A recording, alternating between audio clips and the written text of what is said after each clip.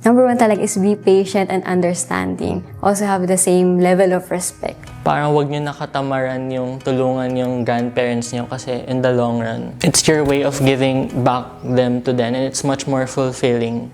Don't know what you're missing out on until they're gone.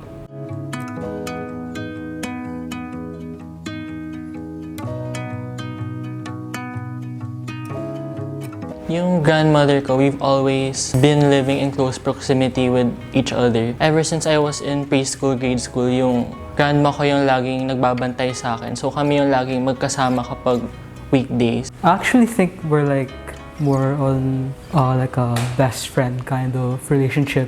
Although there's still a certain respect, especially for Filipino culture na there's hierarchy and then respect for elderly, of course. Currently, kasama ko sa bahay yung lola ko and I think almost 10 years na kaming everyday magkasama. Currently, since magkasama na kami ng lola ko sa bahay everyday since nag-uwian ko.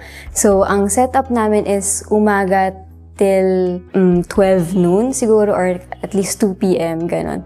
Nandun na yung paghugas ng plato, paglilinis, or pagwawalis, pagmamap if kailangan. Since we live in close proximity to each other, kapag may kailangan siya sa house na hindi niya kaya gawin mag-isa, so in regards sa technology or may kailangan siya linisin sa bahay niya na like kunwari hindi niya abot, ako yung pinapapunta doon ng mom ko. Then recently, kapag kailangan siya samahan sa check-up, since yung lola ko hindi siya marunong mag-book ng Grab by herself, so kailangan ko siya samahan. I still think of it like as a positive experience. Parang hindi naman labag sa loob ko na tinutulungan ko yung lola ko kasi siya yung like nagpalaki sa akin and tumulong sa akin when I was younger. Every morning, I try my best to wake up early if I have time. I'd always make a pot of coffee and some simple breakfast with rice and egg.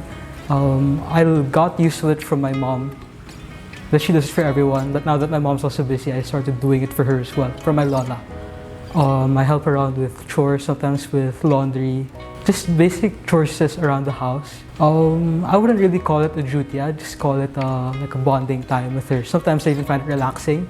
Of the slow down from break from work and school. Depende kasi talaga siya kasi may mga grandparents na iba-iba kasi talaga ng needs yung mga grandparents. So I can't really say something for everyone. Pero yung naririnig ko kasi common na stories is like people regretting na hindi nila inalagaan yung grandparents nila while they were still alive after nila mamatay.